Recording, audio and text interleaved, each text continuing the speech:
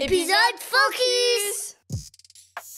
Bienvenue dans Médecin qui es-tu, le podcast qui vous plonge dans l'univers captivant du monde médical. Chaque épisode vous offre un regard intime sur la vie des médecins, leurs défis dans le monde professionnel et leurs passions en dehors des salles de consultation. Je m'appelle Maxime Garcia, bienvenue et bonne écoute. Bonjour et bienvenue dans ce nouvel épisode de Médecin qui es-tu, un épisode que l'on réalise avec monsieur Antoine Cateloin de la Médicale. Bonjour Antoine. Bonjour Maxime. On a déjà réalisé un premier épisode que je vous invite à écouter sur les assurances, RCP, prévoyance. On enchaîne sur un deuxième épisode qui va traiter de la fiscalité, de l'administratif. Je reviens un petit peu sur la genèse de ces épisodes. Ça part des réseaux sociaux avec une demande de quel thème les auditeurs voulaient aborder dans le podcast. Et ce thème de l'administratif, de la fiscalité, des assurances, etc. est beaucoup revenu. Aujourd'hui, on se penche du coup sur la fiscalité, l'administratif.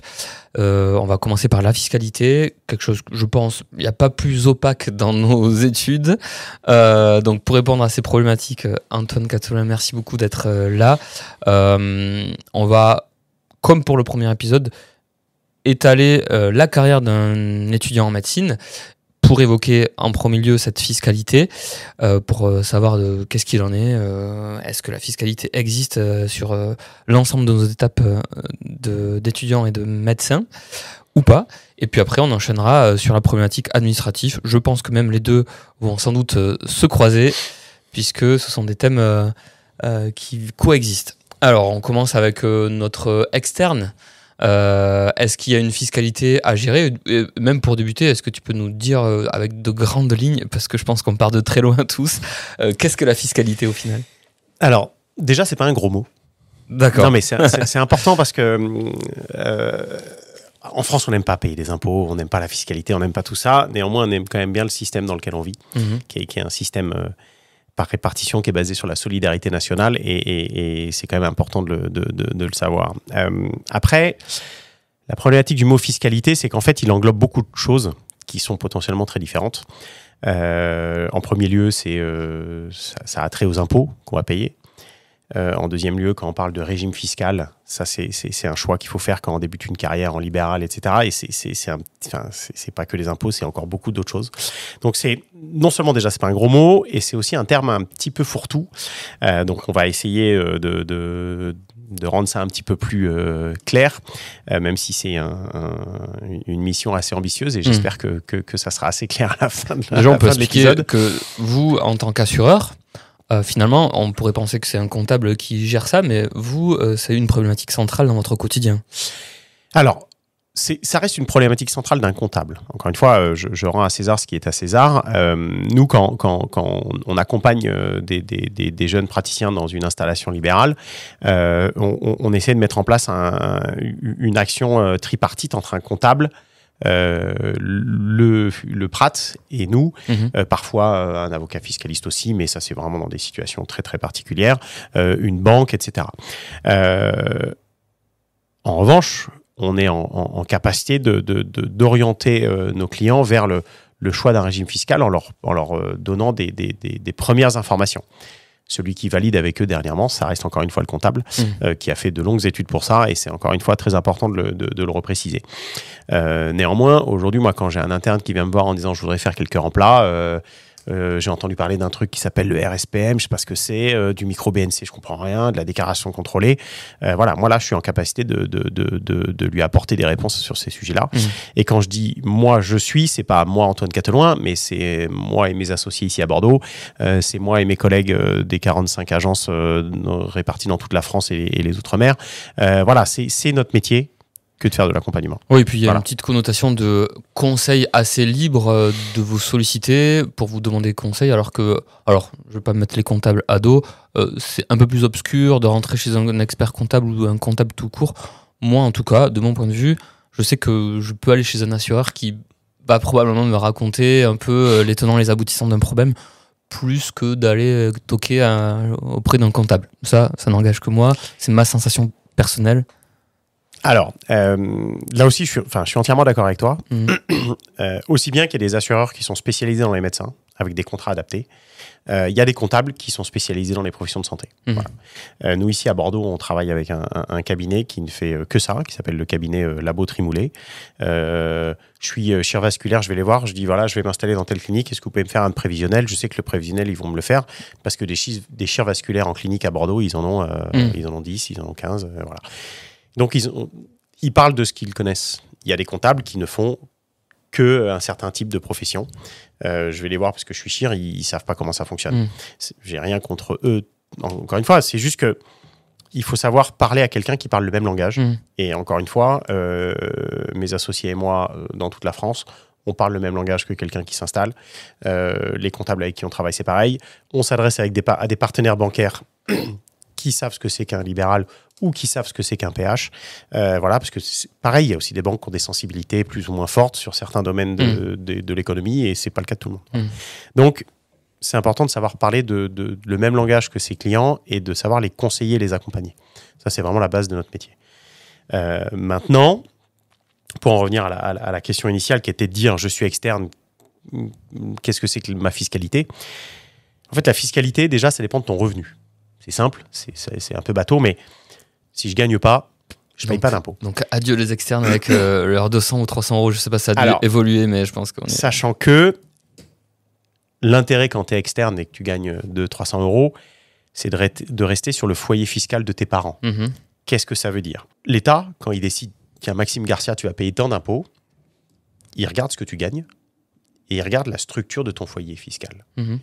Si tu es marié avec 2 enfants, tu vas avoir ce qu'on appelle un nombre de parts, d'accord, de parts fiscales, qui sont en fait le dénominateur utilisé pour diviser tes revenus. Je vais schématiser très vite, mais c'est juste, je gagne 10 000 euros, si j'ai 3 parts fiscales, mon revenu fiscal de référence, c'est 3 333 euros. Voilà, d'accord. Si je gagne 10 000 euros et que je suis tout seul, mon revenu de référence, c'est 10 000 euros. Voilà. Quand on est externe, si tout va bien, on a des parents qui déclarent des impôts et qui, quand ils gardent leur enfant rattaché à leur foyer fiscal, ont une demi-part fiscale en plus ou une en fonction du nombre des enfants. Donc la division est plus forte. Exactement. Et donc le revenu... Donc quand on gagne que 200-300 euros, c'est plus intéressant de rester sur le foyer fiscal de ses parents. Et surtout, les parents vont dire non, mon petit chéri, tu vas pas de ton côté à payer 0 euros d'impôt parce que tu gagnes pas trop. Parce que moi, si tu pars, c'est-à-dire que je vais perdre une part fiscale, donc mon coefficient de division il est plus faible, donc je vais payer plus d'impôts. Donc ça, je n'ai jamais rencontré d'externe qui fasse sa propre déclaration d'impôt. Ça peut exister, encore une fois. Je n'ai pas la prétention d'avoir rencontré tous les externes de France. Néanmoins, je sais que je ne m'aventure pas trop en disant ça. Quand on est interne, c'est autre chose. Et c'est d'ailleurs pour ça que ici, nous, à Bordeaux, on fait tous les ans une soirée sur la fiscalité de l'interne, justement conjointement avec le cabinet Labo Trimoulet qui nous aide. Et en fait, on vient expliquer aux internes, déjà, à quoi servent les impôts, comment c'est calculé, qu'est-ce que j'ai le droit de déduire de mes impôts, de mon revenu, mes frais de déplacement parce que j'ai fait un semestre à Dax alors que j'habite Bordeaux, mes frais de matos, de blouse, de machin, mon adhésion au syndicat représentatif de mon internat, etc. Voilà. Plein de petits conseils pour baisser ces impôts. Mais en gros, quand on devient interne, comme on commence à gagner sa vie de manière assez intéressante, potentiellement, on a souvent intérêt à sortir du foyer fiscal de ses parents parce qu'en fait, comme on ramène plus d'argent, même si on a une part en plus, souvent ça fait que nos parents payent plus d'impôts. Donc là, c'est toujours un calcul de est-ce que je fais passer un seuil à mes parents ou pas. Donc là, les parents, ils sont contents, ils se disent bon, t'es gentil, ça fait 26 ans que t'es là, maintenant, hop, tu t'en vas et tu te débrouilles. Et le fait de se débrouiller, ça fait souvent peur parce que on se dit merde, comment ça se passe et tout. Et en gros, la fiscalité, c'est l'État prend ce que vous gagnez, vous pouvez retirer certaines choses, etc. Vous avez un abattement et après, ils vont vous dire voilà, vous devez payer tant d'impôts. Et ça y est, on est parti dans la grande vie des impôts jusqu'à notre mort parce que, grosso modo, on est dans des même si on râle et qu'on se met en boule, on doit payer. Oui, ça peut marcher d'essayer de faire comme dans la BD Astérix et les Corses où je me souviens de ce petit garçon qui se met tout le temps en boule et qui hurle et qui fait des caprices. Je pense qu'avec l'État et le fisc, je suis pas certain. On peut essayer, mais je suis pas certain que ça fonctionne. Ok. Donc ça, c'était l'externe. On a parlé un peu de l'interne. Plus de revenus, plus d'impôts. Et après, comme je disais, c'est parti. Des impôts, on en paiera toute sa vie. Parce que c'est des carrières dans lesquelles il y a des rentrées d'argent qui font que vous êtes éligible à l'impôt sur le revenu. Et donc, vous allez payer de l'impôt toute votre vie. Ok. Avec de bonnes déclarations qui nous, quoique sont simplifiées, avec la déclaration en ligne, ça roule un peu plus. Voilà. Pour payer moins d'impôts, alors, je veux pas choquer les plus partisans de l'impôt sur le revenu, mais parfois, il fait du bien de se faire quelques économies. Comment est-ce qu'on peut faire réduire notre fiscalité avec l'ensemble de notre vie en tant que médecin? Qu'est-ce qu'on peut faire pour réduire cet impôt? Alors, là aussi, il faut vraiment distinguer un médecin qui exerce à l'hôpital d'un médecin qui exerce en libéral, parce que c'est deux philosophies un tout petit peu différentes pour diminuer son impôt.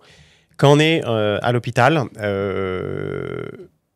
pour faire baisser son impôt, il existe en France ce qu'on appelle des niches fiscales, des choses qui sont votées par les différents gouvernements qui permettent de réduire ses impôts. Je fais un don de 500 € au Resto du Cœur, je fais un don de 1000 €, je déduis 666 € de mes impôts.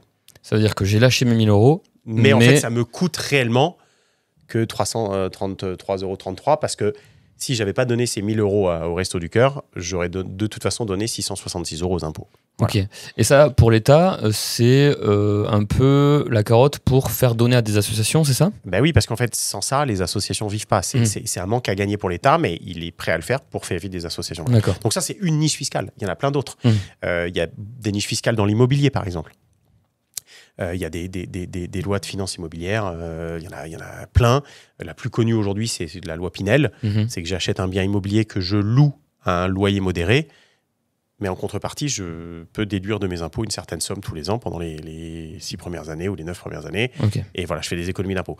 Il y a, on en a parlé à la fin du premier épisode, il y a les plans d'épargne retraite. Le fait de, même si je suis hospitalier, que je cotise à la retraite de la fonction publique, si j'ai envie de me préparer une retraite complémentaire qui s'appelle le plan d'épargne retraite, si je verse de l'argent sur ce plan-là, je peux le déduire de mes impôts. Ok. Voilà. En fait, quand tu dis déduire des impôts, c'est si par exemple j'ai 1000 € de revenus par mois, eh bien, le fait que sur ces 1000 € j'en verse 300 à une sorte de niche, mon revenu retenu sera 700. Alors, le principe des niches fiscales, il y a deux façons de l'aborder. Alors, tu me pousses dans mes retranchements pour rentrer dans le détail, c'est très bien, mais la première façon, c'est soit je baisse mon enveloppe imposable, d'accord, je baisse pas et donc indirectement l'impôt que je vais payer tous les mois, mais l'intérêt se fait sur mon enveloppe globale. Ça, c'est la première façon il y a certaines niches fiscales qui amènent à ça. Il y en a d'autres qui font de la baisse d'impôt directe. C'est-à-dire qu'au lieu de payer 1000 €, je vais payer 800 € d'impôt tous les mois. Ok. C'est deux façons différentes. Et certaines niches fiscales font quelque chose qu'on enlève de son enveloppe globale. D'autres, c'est on enlève directement de l'impôt. Voilà. Ok. Est-ce qu'on peut parler du statut libéral pour réduire son impôt? Parce que je pense que ça va représenter un maximum de gens. Ça représente effectivement, en tout cas, une grosse partie de notre clientèle. Alors après, on sait qu'il y a de grands experts de la fiscalité pour réduire au centime près l'imposition, mais les grandes cases un peu immanquables, entre guillemets, d'un libéral pour... Alors, on va revenir un petit peu à la genèse du choix du régime fiscal quand on exerce, parce que ça a un impact quand même sur là-dessus. Ouais. Mais donc, on va prendre un petit peu de hauteur et on va essayer d'affiner un tout petit peu vers la réponse à cette question qui est très précise. La différence entre quelqu'un qui exerce en tant que salarié et quelqu'un qui exerce en tant que libéral, elle est évidemment extrêmement importante. Néanmoins, on a l'impression que quand on est salarié, on n'a pas de charge sociale, d'URSSAF, etc., parce qu'on n'en parle jamais. Mais en fait, si je schématise, encore une fois, je simplifie, quand je suis salarié, je paye des charges d'URSSAF, je paye des charges de retraite. C'est en gros la différence entre mon salaire brut et mon salaire net. C'est l'État qui prend sa part et qui la garde pour financer la caisse d'allocation familiale, pour financer la sécurité sociale, pour financer les indemnisations chômage, pour financer plein de trucs. D'accord ? C'est la différence entre le brut et le net. Quand on est libéral, on n'a pas de salaire brut, pas de salaire net. On encaisse un chiffre d'affaires, d'accord ? Qui est en gros la somme de toutes mes consultations, toutes mes interventions, etc., toutes les rétrocessions cliniques, bon, bref. De ce montant-là, je vais enlever les charges que je paye pour mon exercice professionnel, parce que ce n'est pas du revenu. Quand je paye ma secrétaire, ce n'est pas de l'argent qui est pour moi, c'est de l'argent que je donne à ma secrétaire, d'accord, qui est issu des consultations que j'ai faites, mais je lui verse donc ça, je le déduis.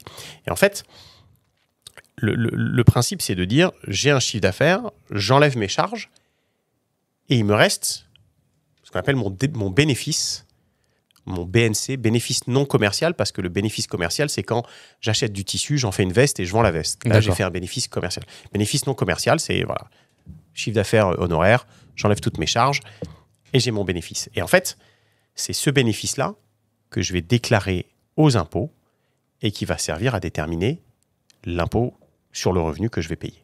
D'accord ? Donc, mathématiquement, plus j'ai un bénéfice petit, moins je paye d'impôts. Donc déjà, une première chose à faire quand on est libéral, c'est d'essayer d'augmenter ses charges. Alors, comment t'augmentes tes charges ? Tu peux recruter une collaboratrice de plus, mais une salariée de plus, mais il faut que ça ait un intérêt pour ton exercice. Ça reste une dépense. Ouais, ça reste exactement, ça reste une dépense. Mais tu peux par exemple refaire la décoration de ton cabinet tous les 5 ans, de faire des investissements pour limiter ton revenu et pour payer le moins d'impôts. Après, là, il y a des schémas fiscaux, des schémas de société, des exercices en société quand on est libéral. Je pense notamment à ce qu'on appelle une CELAR, Société d'exercice libéral à risque limité, qui est, en gros, on n'exerce pas en tant que docteur Antoine Cateloin, mais CELAR du docteur Antoine Cateloin, c'est une société qui récupère tous les honoraires et qui me verse un revenu, etc. On est dans un schéma un peu compliqué. Après, on peut mettre en place ce qu'on appelle une holding au-dessus, une SPFPL, où on fait remonter de l'argent. Enfin, voilà. Et là, on est vraiment dans des schémas extrêmement pointus qui nécessitent de faire bosser des avocats fiscalistes, de voir l'intérêt, etc. Le but du montage, c'est de faire une sorte de bouclier à ne pas trop être au devant de l'imposition. C'est pas tant un bouclier contre l'impôt, parce que c'est une vision un petit peu négative, je trouve. C'est plutôt de se dire, voilà, moi, je suis dans un exercice, j'ai la chance d'avoir des revenus conséquents, intéressants, prenons l'adjectif qu'on veut, mais je veux utiliser ça pour pouvoir faire des investissements dans de l'immobilier, dans d'autres choses, créer des choses.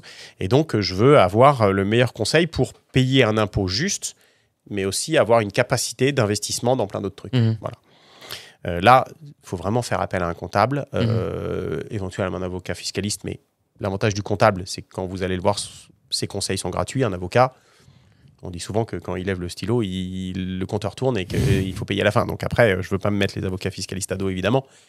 Ils ont des conseils extrêmement pertinents, mais voilà, ça dépend où on est dans la démarche. Et donc, pour revenir à ce que je disais juste avant, la petite opération entre j'ai mon chiffre d'affaires, je fais moins mes charges et j'obtiens égal mon bénéfice, la problématique centrale, c'est de dire comment je calcule mes charges. Voilà. Et là, aujourd'hui, en France, il y a plusieurs régimes différents. Plusieurs régimes différents en fonction aussi de notre statut. Alors, je vais essayer de schématiser. On reprend la genèse de je suis externe, interne, etc. Je suis interne, j'ai obtenu ma licence de remplat, je fais des remplats libéraux. D'accord ? Qu'est-ce que c'est que quelqu'un qui fait un remplat ? C'est quelqu'un qui cotise à l'URSSAF, qui a un numéro de SIRET, qui va donc payer des charges sur les revenus qu'il engrange de ses remplacements. D'accord ? Une fois qu'il a engrangé ses revenus de remplat, qu'il a payé ses charges, il lui reste un revenu qui vient s'additionner à son revenu d'interne. Donc, ça fait grossir son assiette d'impôt, mais c'est pas grave. Il y a 3 façons aujourd'hui, quand on est interne, il y a 3 régimes fiscaux auxquels on peut prétendre. Alors, c'est vrai que ça serait plus facile si c'était visuel avec des éléments, mais je te passerai des documents. On mettra des infographies. Voilà. Le premier régime, qu'on appelle le RSPM, j'en ai parlé tout à l'heure très rapidement, c'est le régime simplifié des professions médicales. C'est un régime qui a été créé en janvier 2020, qui ne peut être mis en place que par un étudiant, donc interne, un salarié ou un retraité. Quelqu'un qui sort de l'internat de médecine G en 6e semestre, qui veut faire des remplats, ne peut pas prétendre à ce régime-là. c'est hyper important. C'est un régime qui a été mis en place pour faciliter les démarches administratives pour des gens qui vont faire des remplats en plus d'une autre activité. Tu vas sur le site de l'URSSAF, tu tapes RSPM, tu t'inscris en 2 minutes, tu déclares les honoraires rétrocédés que tu as touchés et ça te dit directement ce que tu vas payer comme charge. C'est un mode de calcul extrêmement simplifié. Pour pas avoir une espèce de retour de bâton 6 mois ou 12 mois après. Exactement. On te dit, en gros, tu as 2 forfaits, 158 € ou 631 €, parce que ça te crée une couverture si tu es malade en plus, si tu veux, tu choisis. Et après, tu payes 13,5% de charge globale sur tout ce que tu as encaissé. D'accord. Voilà. Il n'y a rien de plus simple. OK ? Pendant 6 mois, tu n'exerces pas. Pendant 6 mois, tu déclares 0. Tu payes rien. Tu payes lorsque tu effectues un remplacement. D'accord ? Donc, c'est vraiment le régime fiscal le plus simple, mais qui n'est ouvert qu'aux étudiants internes. Alors, un étudiant aujourd'hui ne fait pas de remplat, mais si les étudiants dentaires après en dernière année, mais bon, restons sur les internes. Salariés, par des salariés de l'hôpital qui sont PHC, qui veulent faire quelques remplats, bon bref, et les retraités. Une fois qu'on sort... donc ça, c'est le premier régime applicable. Il est limité à 19 000 € d'honoraires encaissés. C'est-à-dire que, bon, après, c'est déjà beaucoup, 19 000 € de revenus sur un an glissant. Ça fonctionne par année calendaire, du 1er janvier au 31 décembre. Après, il y a un deuxième régime qu'on appelle le micro-BNC, qui est là aussi extrêmement répandu, qui permet qui est un régime fiscal qui est ouvert aux gens entre 0 et 77 700 € de revenus de remplacement. Donc là aussi, un interne qui fait 77 000 € de remplat libéral, c'est juste impossible. Mais bon, voilà. Le micro-BNC, il est ouvert à tout statut. Salarié, retraité, libéral. Voilà, celui-là, il est vraiment... En gros, c'est le premier statut. Quand on sort de l'internat de médecine G et qu'on va faire des remplats ou de la collab, c'est le premier statut, c'est le micro-BNC. Est-ce qu'on peut dire que ce micro-BNC est dans la case des professions libérales, enfin pas libérales, mais des indépendants, pardon ? Alors, il est accessible aux indépendants libéraux qui exercent en tant que remplat. Ok. D'accord ? Un interne peut aussi souscrire ce régime s'il gagne plus de 19 000 €, puisque le RSPM, c'est 19 000 € maximum, sachant que tu as le droit de dépasser 19 000 € de demander une dérogation 2 années de suite, mais si tu la dépasses, au bout d'un moment, tu es rebasculé sur le régime du micro-BNC. Okay. D'accord ? Et ce régime du micro-BNC, c'est toujours pareil. En fait, il fonctionne avec un système d'abattement. Il prend les honoraires que tu as encaissés en ton chiffre d'affaires, il te dit tu as 34% d'abattement. C'est-à-dire que je calcule les charges que tu vas payer que sur 66% de ce que tu gagnes. Une fois que je t'ai calculé tes charges, je regarde ton revenu final et c'est ça qui sert à déclarer les impôts que tu... Enfin, l'État, c'est ça que tu utilises, pour dire à l'État j'ai gagné tant d'argent et c'est ce qui va servir de base de calcul de ton impôt sur le revenu. Okay. Le dernier régime, qui est ce qu'on appelle la déclaration contrôlée, là c'est sans limite. C'est-à-dire que tu fais 2 millions d'euros de chiffre d'affaires, tu es là-dessus. Bon courage pour les faire, mais bon. Et là, en fait, tu listes. On fait la bise ophtalmo ou je sais pas qui. Et là, tu n'as pas d'abattement. C'est-à-dire que l'État ne te dit pas, moi j'estime que vous avez 34% de charges, donc je calcule que sur le reste. C'est tu listes toutes tes charges. Le pot de crayon que j'ai acheté pour ma secrétaire, la chaise pour la salle d'attente, le congrès que je suis allé faire à Paris parce que machin, ou n'importe où, les billets d'avion, l'hôtel, etc. Tu listes le déj que tu fais avec ton assureur préféré, par exemple. Tu listes tout ce qui est tout l'argent que tu sors qui a attrait à ton exercice professionnel. Là, on rentre dans le vrai monde de la fiscalité. Ah ben là, et c'est là où un comptable peut te donner des idées pour optimiser tes charges et donc avoir un bénéfice moins important et donc payer, entre guillemets, un petit peu moins d'impôts. Voilà. D'accord. C'est les 3 régimes. Alors, j'espère que pour les auditeurs, ça sera un petit peu clair, même si on est quand même allé très, très vite. Pour rappel, je suis interne, je fais moins de 19 000 € de remplat par an.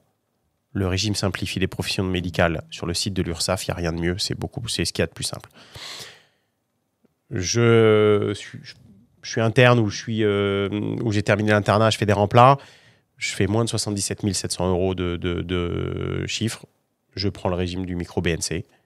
et après je m'associe dans une clinique ou autre où j'ai une activité chirurgicale où je suis installé, et voilà, là c'est la déclaration contrôlée. Ok. Voilà. Sachant que c'est intéressant d'être accompagné par un comptable dès le micro-BNC et encore plus la déclaration contrôlée. Parce que encore une fois, la comptabilité, c'est un métier. C'est des gens qui font de longues études, qui sont là pour nous conseiller et pour ne pas faire d'erreur. Et je pense qu'un médecin, aujourd'hui, a autre chose à faire que de gérer ses notes de frais. Et voilà. Un vrai manque à gagner ou alors de l'argent à perdre à ne pas être carré sur ça. Je ne sais pas si c'est un manque à gagner, mais il y a de l'argent à perdre. C'est-à-dire que si on est mal conseillé, oui, on peut perdre au final beaucoup d'argent. Donc, pour récapituler, on est dans un pays où on paye des impôts. Les impôts, c'est l'URSSAF qui gère ça. Et... Alors non. Non. L'URSSAF, c'est une partie des charges professionnelles que tu vas payer. Ok. Ça sert à quoi l'URSSAF? Est-ce que tu sais à quoi ça sert? Alors déjà, l'URSSAF, c'est une société mixte privée-publique dont l'objectif est d'encaisser des cotisations. D'accord? Donc elle va voir tout le monde. Les libéraux, mais aussi les salariés qui payent ce que je disais tout à l'heure, des entreprises, etc. Et en fait, c'est comme un sablier. Donc on a ces deux entonnoirs qui sont mis bout à bout. L'URSSAF va chercher les cotisations et ensuite va les redistribuer sur la caisse d'allocation familiale, sur la sécurité sociale, sur le remboursement de la dette sociale, etc. En fait, ça va chercher des cotisations chez plein de gens. Toi, tu vois juste apparaître URSSAF. Moi, je paye de l'URSSAF tous les mois. Mes associés payent de l'URSSAF tous les mois. On a nos salariés, on paye de l'URSSAF pour nos salariés. Donc, tu n'as qu'une seule ligne. Mais en fait, à l'intérieur de l'URSSAF, c'est une multitude d'organismes ou autres. Et l'URSSAF centralise les cotisations et les redistribue derrière. Okay. Ce n'est pas de l'impôt. L'impôt, c'est le fisc. Ok. Voilà, c'est le trésor public, pour être exact. Alors, il y a quand même un lien, puisque quand on doit débuter une profession ou un mode d'exercice, on passe par l'URSSAF pour déclarer notre... quel terme? Fiscalité. Revenu. Alors, c'est là où le terme fiscalité englobe beaucoup de choses. En France, on dit souvent qu'on est un pays très fiscalisé parce que l'impôt sur le revenu n'est pas le seul impôt qu'on paye. L'URSSAF, ce n'est pas vraiment un impôt, ce sont des cotisations qu'on verse, des cotisations obligatoires. C'est un régime obligatoire. Pour savoir combien je vais payer d'URSSAF, je dis ce que j'ai gagné comme revenu. L'URSSAF va me dire, en fonction de son mode de calcul, eh ben vous allez payer tant. Mais mon revenu va aussi servir au Trésor public à déterminer l'impôt sur le revenu que je vais payer. D'accord. La finalité est la même, c'est-à-dire qu'on gagne de l'argent qu'on redonne, soit au Trésor public, soit à l'URSSAF. Mais ce n'est pas la même chose. Ok. D'accord. L'URSSAF, c'est un élément professionnel. C'est quelque chose que je paye, mais qui fait partie de mon activité professionnelle. Si demain, je suis au chômage, je ne paye pas d'URSSAF. Okay. L'URSSAF, c'est le fruit de ton activité professionnelle. L'impôt sur le revenu, c'est pas une charge professionnelle, c'est ce que je paye avec mon salaire. Ok. Très bien. Donc, c'est compris. C'est compris. Après, si c'est confusant, on peut en parler, mais voilà. Encore une fois, la fiscalité, c'est pas que l'impôt sur le revenu. On a de la fiscalité sur beaucoup de choses en France. Tu achètes un appartement pendant ton internat, tu le revends parce que tu vas t'installer ailleurs, tu le revends plus cher, c'est bien, c'est cool, mais sauf que l'État va te prendre une partie, ce qu'on appelle l'impôt sur les plus-values immobilières. Tu l'as acheté 100, tu le revends 130, l'État va prendre une partie sur les 30 000 de plus-value. Et c'est aussi ce qu'on appelle un impôt. C'est pas l'impôt sur le revenu. Voilà. En France, on est les rois de l'impôt, il y a de l'impôt sur plein de trucs. Donc ça nous amène, on devait parler sur cet épisode de la fiscalité et de l'administratif, on a parlé du coup de la partie URSSAF. Il y a d'autres obligations, puisqu'on est chargé d'obligations, et ça, c'est souvent très impactant pour un bon étudiant en médecine naïf de tout ça, et qui se dit, moi je vais m'installer tranquillou. On a parlé de l'URSSAF. Il y a la CARMF et l'ordre, pour ne citer que. Est-ce qu'on peut faire un petit point sur la CARMF ? Bien sûr. Alors, la CARMF, caisse de retraite des médecins. Faut savoir que chaque typologie de profession médicale et paramédicale a sa caisse de retraite. Les chirurgiens dentistes, c'est ce qu'on appelle la Carchidan. Les kinés, c'est ce qu'on appelle la Carpinco. Voilà. Les ostéopathes et autres, c'est la CIPAV. Voilà. Bref, il y a en gros une caisse de retraite. Voilà. Sachant que ces caisses de retraite-là concernent les gens qui exercent en libéral. La CARMF, je pense que si on met 100 médecins autour d'une table et qu'on leur demande de noter la CARMF de 1 à 10, ils vont dire, je pense que la note moyenne, ça va être 2,5. Et encore, je me dis que je suis peut-être un peu généreux. Parce qu'en fait, les médecins ne voient la CARMF que par le prisme de ce que ça leur coûte tous les mois de cotisation. Et ça peut être très, très important. Donc, c'est vrai que les médecins voient la CARMF comme étant quelque chose qui leur coûte beaucoup. Après, je ne suis pas du tout un avocat de la CARMF. J'essaie juste d'être juste dans mon analyse. C'est vous bénéficiez en tant que médecin de la meilleure caisse de retraite parce que en cas d'arrêt de travail, d'invalidité ou de décès, la CARMF va vous accompagner. Ce n'est pas que quelque chose qui va vous donner une petite retraite, si elle vous en donne encore, plus tard. Mais c'est aussi une caisse qui est là pour vous accompagner en cas de coup dur avec la meilleure couverture possible. La CARMF fonctionne en 3 classes. La classe A, la classe B, la classe C. Et tu es dans une classe en fonction de ton revenu, en fonction de ton bénéfice. D'accord ? Si on prend un médecin qui est en classe C, c'est-à-dire un médecin qui gagne un peu plus de 134 000 euros par an, ce qui est déjà un revenu très, très, très conséquent, bah, si tu es malade, à partir du 4e mois, parce qu'il y a 3 mois de franchise, ce qui est assez long, d'où l'importance de mettre en place une prévoyance, et on en a parlé dans le premier épisode, à compter du 4e mois, tu vas toucher à peu près 4 500 euros par mois par la CARMF. Donc, c'est pas neutre. Alors, si tu fais 4 500 euros par mois pendant 1 an, tu arrives à peu près à 54 000 euros par an. C'est évidemment pas assez pour payer tes charges et ton revenu, mais c'est déjà néanmoins, c'est déjà quelque chose. Tu prends un pharmacien, sa caisse de retraite, c'est 0 en cas d'arrêt de travail. Tu prends un vétérinaire, la CRPV, c'est 0. Pareil. Donc, vous avez la chance. Moi, alors, souvent, quand je dis ça devant un parterre d'internes ou de chefs de clinique à qui, dans tous les stages qu'ils ont fait ou dans tous les remplats, on leur a dit « la CARMF, c'est chiant. Oui. Mais néanmoins, demain, tu es malade. Voilà. Tu décèdes.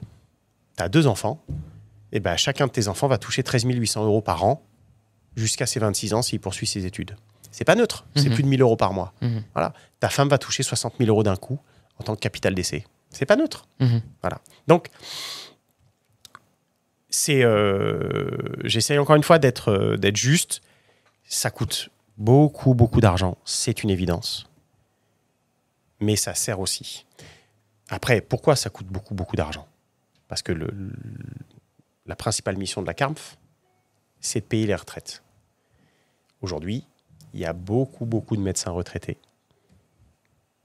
Donc, qui coûtent très cher en retraite. Ben donc, il faut alimenter. Voilà. Ok. Et donc, tu parlais de classe A, B, C. En fonction de la classe, il y a un pourcentage de prélèvement ou de... Exactement. C'est pas le même niveau de cotisation. Alors là, je parle de mémoire, mais la classe A, c'est jusqu'à 38 000 euros de revenus. La classe B, c'est de 38 à 130, je crois. Et au-delà, c'est la classe C. Et quand on touche la retraite, il n'y a rien de dégressif. Au fur et à mesure des années qui passent, la CARMF nous dit on rentre à la retraite avec telle mensualité, c'est parti. Ah, ça serait trop beau, ça. Ok. Non, mais enfin... En fait, la retraite de la CARMF, c'est une retraite par points. C'est-à-dire que quand tu vas prendre ta retraite, la CARMF va te dire « Docteur Garcia, vous avez accumulé 45 612 points durant toute votre carrière. » Là, tu vas dire « Putain, c'est cool. » Incroyable. Quel est le... Sauf que, il vaut combien ce point ? Ouais. Il vaut 1 ? Il vaut 0,1 ? Il vaut 0,01 ? Ou il vaut 10 ? Et en fait, la santé financière de la CARMF, en fonction de la santé financière de la CARMF peut décider de dévaluer le point. Ok. Voilà. Donc, tes 45 642 points que tu as eu à la fin de ta carrière... Ils vont fluctuer en valeur. Ça peut fluctuer en valeur. Ok. Voilà. C'est pas rien n'est gravé dans le marbre. Ok. Mais c'est pas que la CARMF, c'est tous les systèmes de retraite. Voilà. Ok.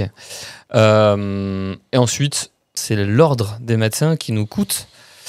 qui est une charge. Mais là, pour le coup, on est sur des valeurs moindres. Oui, très nettement moindres. C'est évident. Alors, là aussi, je ne vais pas me faire l'avocat de l'ordre. Je ne vais pas me faire non plus le procureur contre l'ordre. L'ordre, c'est un... je ne vais pas dire organisme, c'est pas bien de le dire comme ça, mais c'est quelque chose qui est là pour vous accompagner et vous aider. Déjà, ça, c'est hyper important de le savoir. Je suis médecin, j'ai une question, j'appelle l'ordre, j'aurai quelqu'un qui va m'apporter une réponse. D'accord ? Peut-être pas immédiatement, peut-être au bout d'un jour, 2 jours, mais néanmoins, voilà. C'est le garde-fou de votre pratique. C'est l'histoire de votre pratique. C'est la maman de tous les médecins. Alors, c'est peut-être un peu pompeux de dire ça, peut-être un peu débile, mais néanmoins, c'est normalement quelque chose qui est là pour vous aider, vous accompagner en cas de pépin. Tu n'as jamais de problème durant ta vie professionnelle, tu diras, putain, j'ai payé l'ordre toute ma vie. Ben, c'est un peu comme ça. Mais si un jour tu en as vraiment besoin, ben, tu seras quand même content de l'avoir.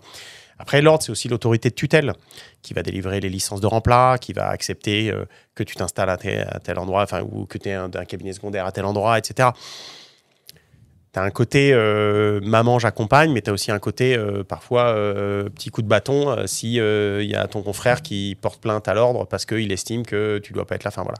Donc, il a un statut assurantiel. Est-ce qu'il peut verser des choses ou non. C'est juste un juge ?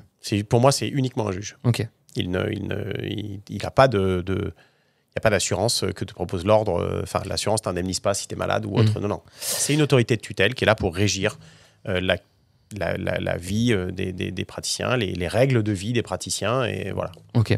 Et là, il n'y a pas de calcul en fonction du revenu du médecin. Ok. C'est exerçant libéral, tu t'inscris au tableau à l'ordre, tu payes ta cotisation. Okay. Alors, en début de carrière, c'est des cotisations faibles, puisque l'idée est de payer peu au début pour vous accompagner dans une montée en compétences et une montée en revenus. Et voilà. Ok.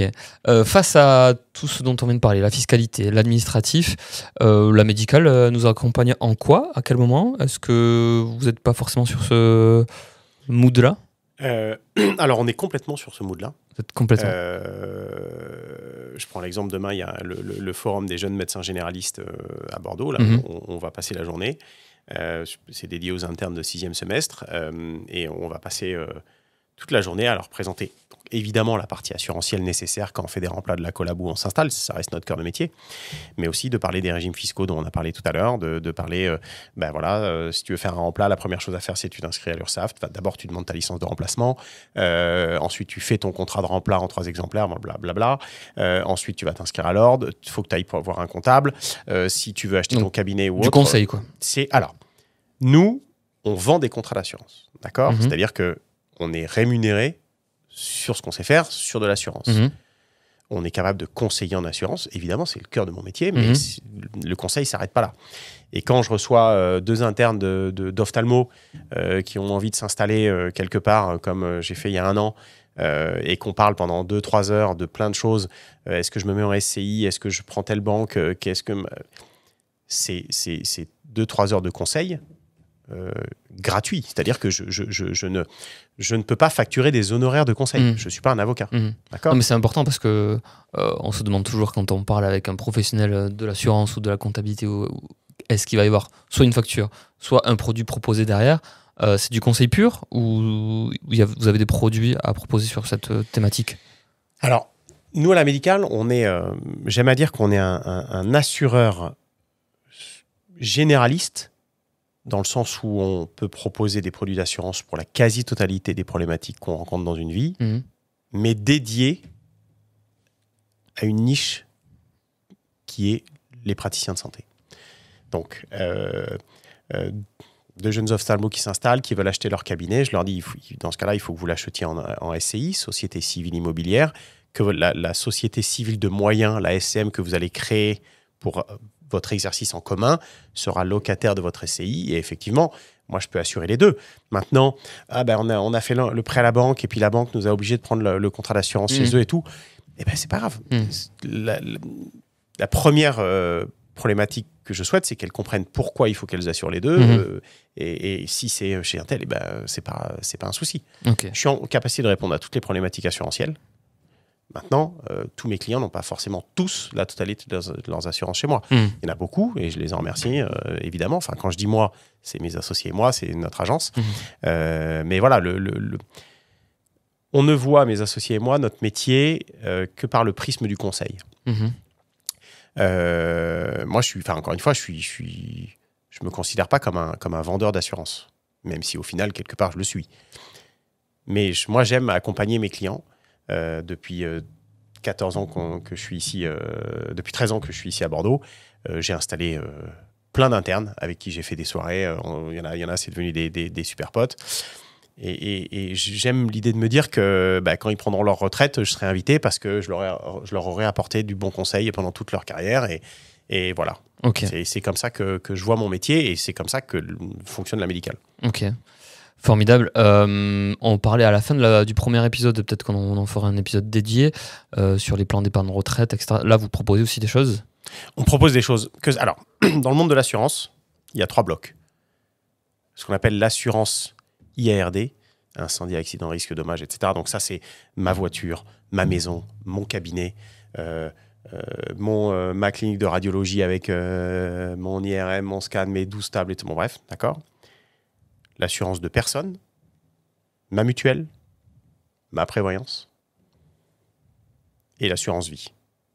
Plan d'épargne retraite, assurance vie. Et la RCP, c'est plutôt dans le premier bloc. Mais voilà, En gros, on fait tout. Voilà. Mais c'est vrai qu'on distingue ces familles d'assurance. Alors, j'aime pas distinguer parce que j'aime bien dire qu'on fait tout très bien. Quand on distingue, on peut commencer à se dire il est peut-être pas très bon là. Non. Voilà. C'est juste que dans le monde de l'assurance, il y a des assureurs qui font que de l'assurance de personnes, ils font que de la prévoyance et de la mutuelle, ils font pas d'RCP, ils assurent pas ton cabinet. Il y en a d'autres qui font que de l'assurance de locaux, de voitures, de maisons, et il y en a d'autres qui font que de l'assurance vie. Nous, on sait faire les 3. Okay. Il y a évidemment des disparités, mais je trouve qu'on fait plutôt très bien les 3.